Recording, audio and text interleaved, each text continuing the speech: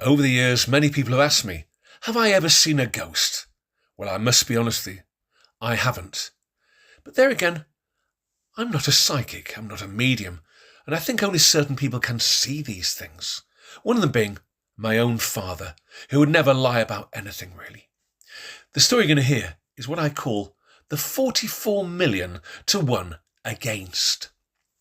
And she'll start on a beautiful December day in 1960, when I was just 5 years old, and my father had bought a very, very beautiful house in Westmoreland, on the outer fringes of the English Lake District.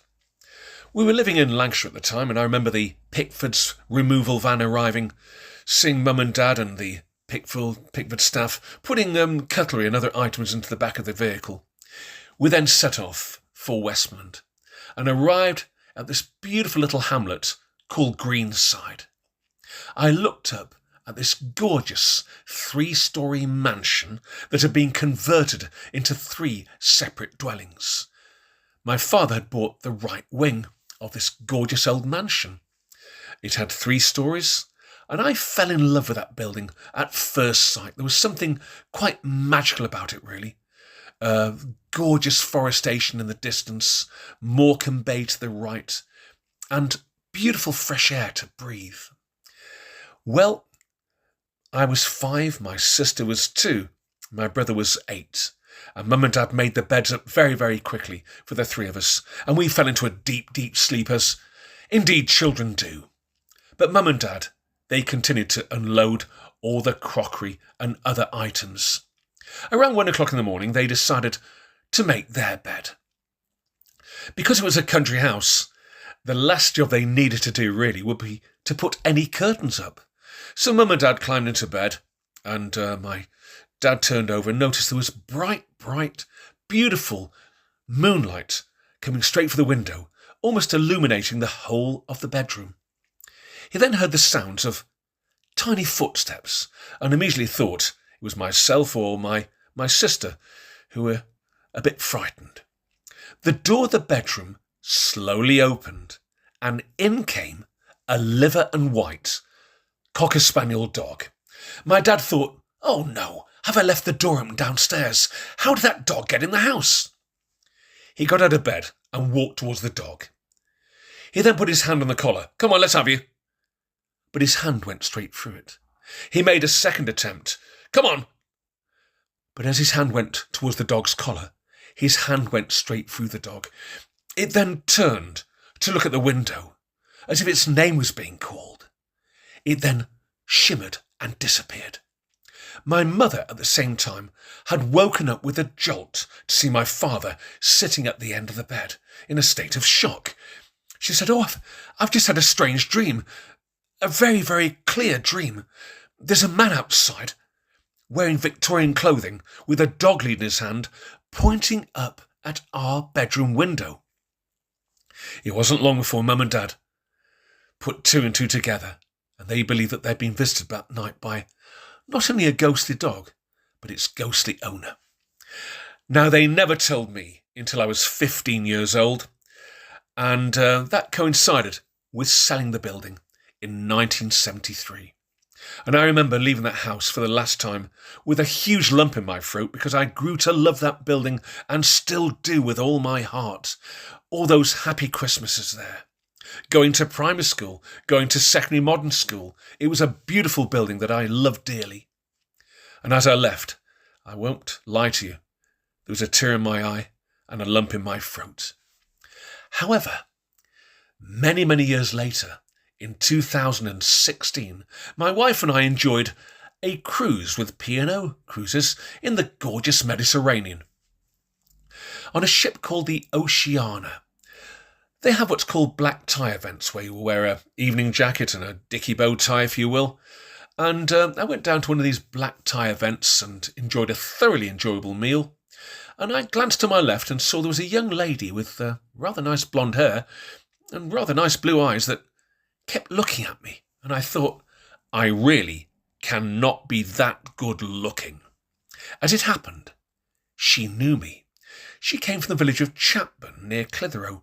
She said her name was Louise, and she was the events manager on that vessel. But she'd also been on my coach tours, which I've conducted many over the years, and she said, "I quite like your stories, Simon. Have you ever thought about conducting a PowerPoint show on a vessel like this?" I said, "Well, would people really like ghosts, murders and mysteries?" "Oh, you'd be surprised," she said. "You'd be very surprised. I'm going to send you an email address for P&O when you get back home to England." So that's exactly what I did do. I contacted P&O by email, sent my CV, and within 3 days, would you believe, I got an audition. I could either go to Sussex or to Cumbria. Now, I live in Lancashire, so Cumbria was the obvious decision. I telephoned a lady called Maureen, and she said, "Simon, my house is rather hard to find, but I'm going to give you a sat-nav code which will take you directly to the home. Also, bring your laptop and all your stories, of course." I put the sat-nav code into my car and found myself driving over the beautiful Trough of Bowland, heading towards the city of Lancaster. Turning right and heading up towards South Cumbria, I went past my old primary school. I went past my old secondary modern school. I then found myself going over an area called Heversham Head, a beautiful limestone outcrop with a forest either side of it and a road that went straight for the centre.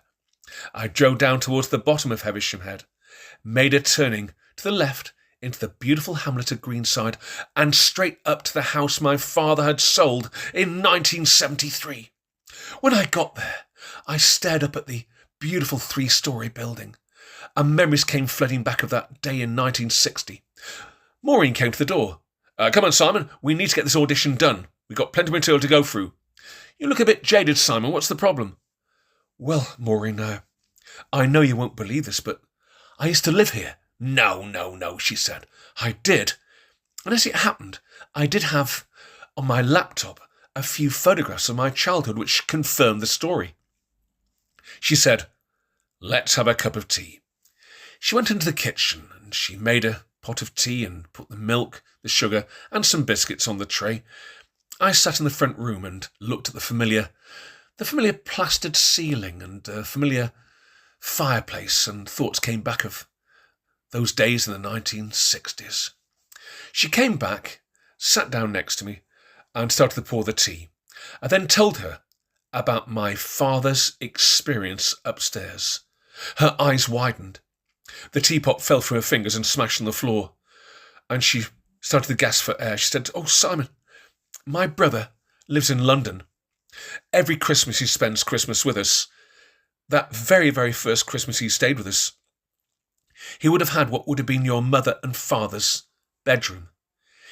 He said that in the early hours of the morning, the door opened and in came a liver and white cocker spaniel. I looked at the ceiling. My dad passed away way back in 1982, and I just said, 'Thank you, Dad. That's just confirmed your story.' I call it the 44 million to 1 against. To go back to the home of my dreams was really something very, very special. It's almost as if that house wanted me back again."